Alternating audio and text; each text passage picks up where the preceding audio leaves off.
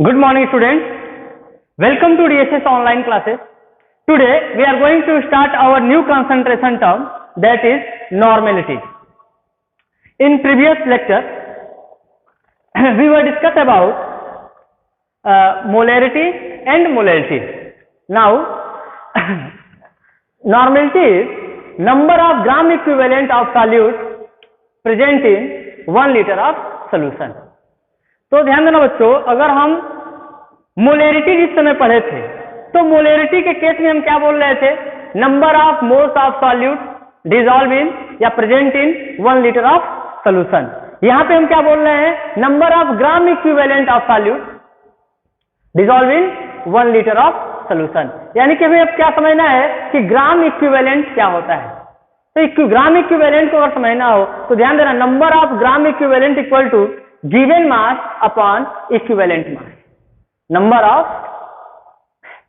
ग्राम equivalent की अगर हम बात करें तो आपका हो जाएगा given mass upon equivalent mass. तो गिवन मास तो आपको क्वेश्चन के अंदर दिया रहता है. अब हमें समझना क्या है, यहाँ पे इक्विवेलेंट मास को समझना है. तो इक्विवेलेंट मास क्या होता है? तो हम सिंपली बोलते हैं equivalent mass equal to molar mass upon N factor. अब मोलर मास से भी आप इंट्रोड्यूस हैं, लेकिन एन फैक्टर आपके लिए नया टर्म है. तो एन फैक्टर को हम यहाँ पे समझते हैं एन फैक्टर होता क्या है. तो बेसिकली हम एन फैक्टर एसिड के लिए फाइंड करते हैं, बेस के लिए फाइंड करते हैं, साल्ट के लिए फाइंड करते हैं और किसी भी एटम के लिए फाइंड करते हैं. तो यहाँ पे ध्यान देना, अगर हम एन फैक्टर की बात करें, एन फैक्टर फॉर एसिड, तो ध्यान देना एसिड के लिए एन फैक्टर क्या होगा? तो सिंपली हम बोलते हैं कि N factor for acid is equal to number of replaceable H+ ion और इट्स बेसिसिटी. मतलब कि कोई भी एसिड कितना H+ डोनेट करता है वो उसकी क्या होती है? बेसिसिटी कहलाती है. और कितना H+ वो दे रहा है वही उसका एन फैक्टर भी होता है. तो सिंपली अगर हम बात करें यहाँ पे ध्यान देना, अगर हमारे पास कोई एसिड है HCl, तो HCl अगर ध्यान देना अगर डिसोसिएट होगा तो ये देगा H++ Cl-. तो H+ एक पॉजिटिव आयन दिया ना, यहाँ पे एक H+ आयन दिया, तो इसका एन फैक्टर कितना हो जाएगा? 1 हो जाएगा. ऐसे ही हमारे पास अगर बात करें HNO3, तो यहाँ भी क्या हो रहा है? H+ NO3-, तो यहाँ भी एक H+ निकल रहा है, तो आप एक एन फैक्टर जो हो जाएगा 1 हो जाएगा. अब ध्यान देना, जितने रिप्लेसेबल H+ होंगे वही उसकी क्या होती है? बेसिसिटी भी कहलाती है उस एसिड का. ठीक है. अब एक चीज यहाँ पे ध्यान देने वाली बात है कि ऑक्सो एसिड के केस में, ऑक्सो एसिड, अब ध्यान देना ये टर्म जो ऑक्सो एसिड है इसको बहुत डिटेल में हम आगे पढ़ेंगे, लेकिन यहाँ पे ऑक्सो एसिड क्या होता है समझ लो.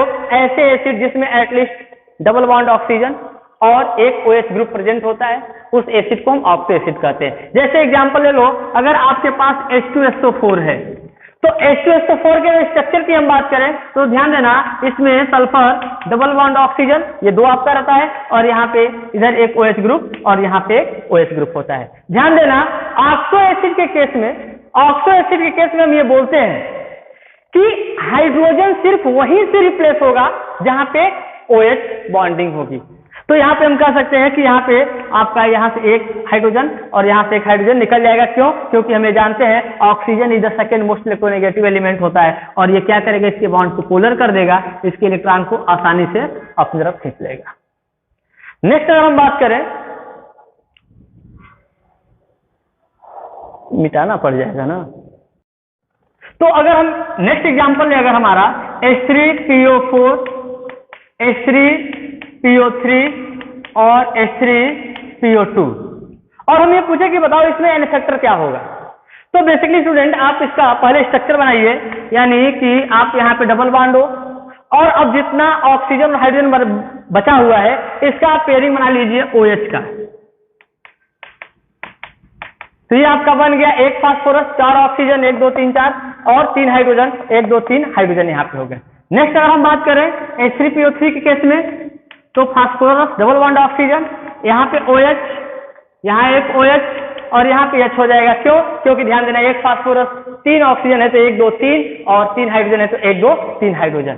ऐसे ही H3PO2 की बात करें तो फास्फोरस डबल बॉन्ड ऑक्सीजन, एक OH ग्रुप और यहाँ पे 2 हाइड्रोजन. डबल बॉन्ड ऑक्सीजन हो गया और एक OH के साथ आ गया, दो जो एक्स्ट्रा हाइड्रोजन है उसको हमने यहाँ पे रख दिया। अब बच्चों अगर पूछा जाए कि इसका n फैक्टर बताइए, तो आप जब देखते हैं तो ये बोलते हैं कि सर यहाँ पे 2 हाइड्रोजन है तो n फैक्टर 2 होना चाहिए, यहाँ पे 1 हाइड्रोजन दिख रहा है तो इसका n फैक्टर 1 होना चाहिए, यहाँ पे एक भी हाइड्रोजन सेपरेट नहीं दिख रहा है तो इसका 0 होना चाहिए। बट ऐसा नहीं है। हमने अभी क्या बोला है कि ऑक्सो एसिड के केस में हाइड्रोजन वहां से रिप्लेस होगा जहां पे OH ग्रुप होगा, यानी कि OH जहां पे बॉन्डिंग होगी वहां से हाइड्रोजन रिप्लेस होगा। तो ध्यान देना यहाँ पे 3 OH बॉन्डिंग देखने को मिल रहा है तो इसका n फैक्टर जो होगा वो 3 हो जाएगा। यहाँ पे 2 देखने को मिल रहा है तो इसका n फैक्टर कितना हो जाएगा, 2 हो जाएगा। और यहाँ पे 1 है तो इसका n फैक्टर कितना हो जाएगा, 1 हो जाएगा। ठीक है ना।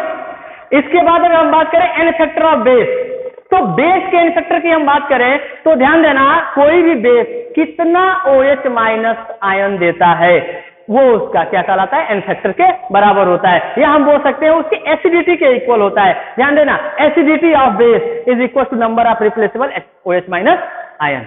ध्यान देना किसी भी बेस को आप कहते हो ना वाटर के अंदर डालो, ठीक है ना, OH माइनस आयन देता है। या तुम दूसरे तरीके से समझना चाहो तो ऐसे भी कहो कि वो OH माइनस निगेटिव आयन जो H प्लस को एक्सेप्ट करे, कितना OH माइनस वो दे रहा है कोई भी बेस, वो उसका क्या कहलाएगा, n फैक्टर कहलाता है। एग्जाम्पल अगर हम ले तो यहीं से समझ लो,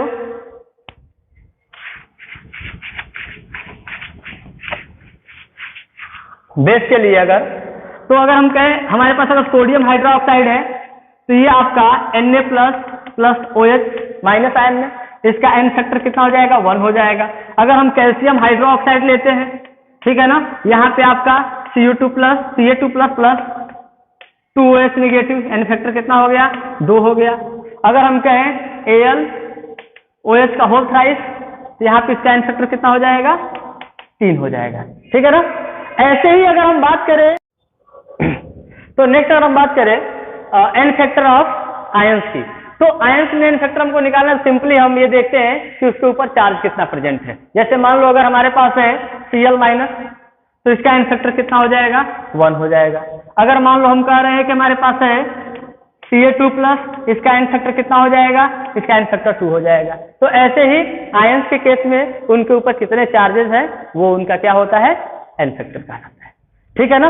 तो इस तरह से अगर ध्यान देना, हम फिर वापस से फार्मूले पे अगर आए तो हम बोलते हैं ना number of gram equivalent upon volume of solution in litre. तो ध्यान देना अब यहाँ पे अगर हम इसके फार्मूले को रिप्रेजेंट करना चाहें तो ऐसे भी लिख सकते हैं कि W upon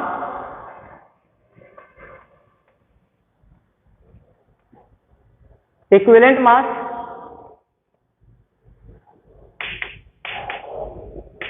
into 1000 upon volume.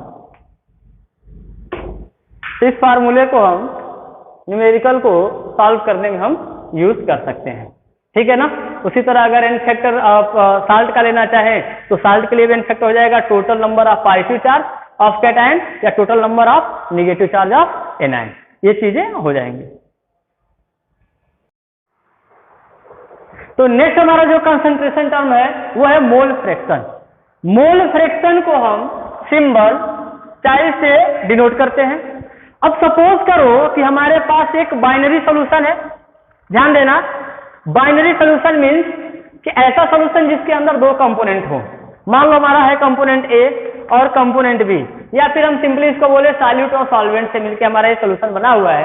तो सिंपली ध्यान देना अगर हमको सॉल्यूट और सॉल्वेंट का मोल फ्रैक्शन कैलकुलेट करना हो तो कैसे कैलकुलेट करेंगे, तो सिंपली ध्यान देना यहाँ पे मोल फ्रैक्शन ऑफ, अगर हमें सॉल्यूट कैलकुलेट करना हो तो हम कैलकुलेट करेंगे number of moles of solute upon number of moles of solute plus number of moles of solvent, that is total number of moles of solution.